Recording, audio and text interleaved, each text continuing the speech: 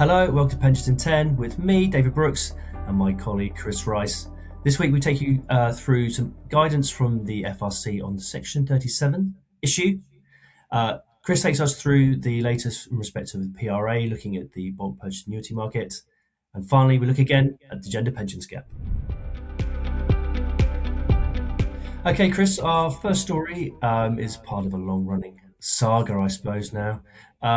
But it's another step to sorting out the Section 37 issue. So what's happened? Yes, I think the good news really came last year when the DWP said it would be allowed to be retrospectively certified, and we were waiting for some I's to be dotted and T's to be crossed for that to happen. And the actuaries regulators, the Financial Reporting Council, announced the guidance for actuaries on that on Friday. So that's the next piece of the puzzle as we move ever closer to closing this issue off. The good news about that really is it's been relatively positive on the basis that it's starting from the position that you should be able to certify this retrospectively. So to go back and say, if I was the actuary at the time, I would have been able to give the certificate. That's made some actuaries nervous. Typically they're risk averse. So the extent of data that they would need and the different world that was available 20 years ago, or even more so than that, would they have been able to give that certificate? There's now really a limited amount of investigation that needs to be done, it appears, from that guidance. So it's relatively recent, and actuaries need to let the cogs turn a little bit on that. And it's also not final until the pensions bill is laid, and that's all finalised. But now those things can start to be considered. Actuaries can start forming their thoughts. Trustees can start discussing with the lawyers with the aim, with reasonable confidence now, that it can all be closed off. Yeah, it's good news. I mean, I think as well, there has been some nervousness around what the guidance would be like, and I think the IFOA and the ACA have had influence in that, and it does appear to be something that's actually quite pragmatic and practical for a solution, which is nice to see. And so when the bill comes through, it seems like, as you say, it seems likely that we'll be able to get conclusions to this issue. Has it been causing issues in the sort of the risk transfer world still? Is it still hanging on a bit? So this would be welcome there. It's not really been too much of a problem. I think a lot of schemes have had deeds they'd like to close off, but it's been relatively minor stuff. Civil partner deeds of amendment, potentially Finance Act, tax-free cash deeds of amendment that, introduce things into the rules that were relative tweaks. But it would be nice to get those kind of things really, really nailed down. And then there are some schemes where there have been significant issues that have paused, and they can start thinking about what to do moving forward now. Great, thank you. Okay, Chris, next one. We're going to look at something happened a week or two ago, actually, but the PRA wrote a Dear CEO letter to the BPA, or the bulk purchase annuity market, and the providers there. So what was that all about, and what do you think about that? Well, firstly, a slight correction. The PRA wrote to the CEOs of all insurers, and it was 8 pages long, covering a number of things. Right. And bulk purchase annuities, probably a page and a half. Oh. So they're covering all the things that they're looking at in their supervisory activities for 2026. Unsurprisingly, when they're doing 50 billion pounds of new business or so, give or take, bulk annuities has got to form a reasonable percentage of that.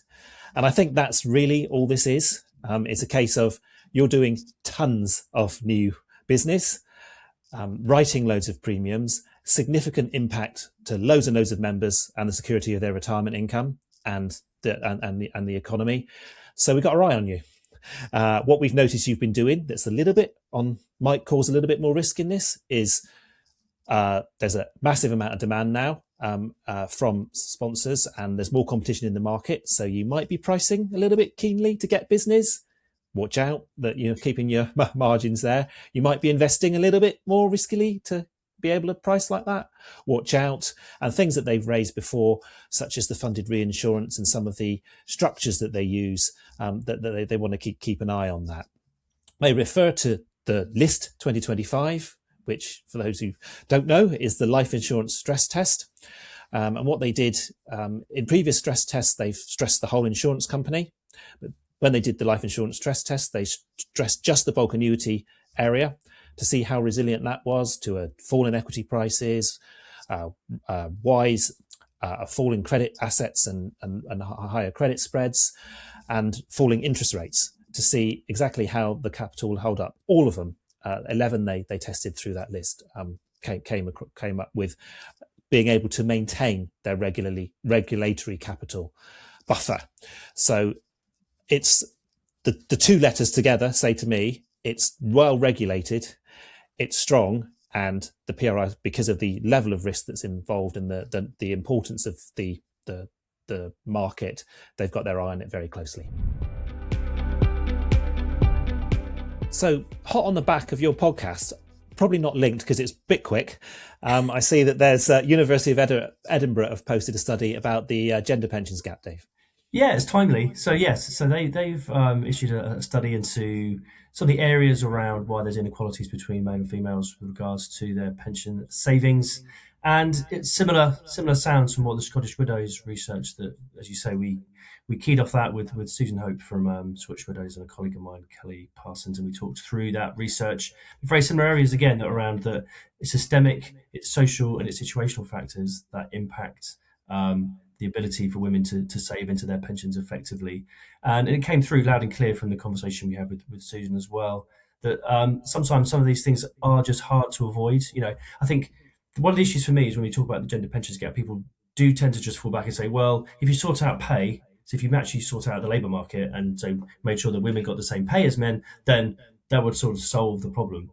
And yeah, it might solve some of the problem, but there are so many other issues in there around how women's working lives and their careers change because of caring responsibilities. They're more likely to take time off work to care for children. They're also more likely to take time off work to care for elderly relatives towards the end of their careers as well. And those gaps do take their toll on the ability of people to save and women to save. So it's really interesting that's coming through loud and clear from this University of Edinburgh study, which is really echoing what Scottish Widows and their research has done. And the sad thing about the Scottish Widows research was that actually their research from last year, if you compare it to the 2024 year, the gender pension gap has actually increased. So that's definitely an issue that it means that something is still going wrong. And my colleague Kelly, when she was talking on the podcast, she was talking a lot about people's awareness and ability to plan when you're having a career break and work with a partner to make sure that person is helping you save into your pension, or you're sort of sharing that financial load, not just going, oh, well, I'll have the year off and look after the child, and then I'll go back part-time, without actually understanding the knock-on effects of that, having a year out working. So I mean, you'll be on, if you go through to your statutory paternity pay ends, then the company stops paying into your pension. That's obviously going to have a negative impact. You go back to part-time, in a DC arrangement, you're going to have less money going into your pension then as well. So these things do compound and are clearly the reasons why we have this disparity. And it's definitely something that, as an industry, we could be doing more to advise women of these risks at these pinch points in their careers. That if you do this, you're likely to impact your longer term outcome with respect to your retirement savings. So yeah, really interesting figures from the University of Edinburgh and Scottish Widows, all echoing the fact that there's a lot more to this than just saying pay people the same and it will all work itself out.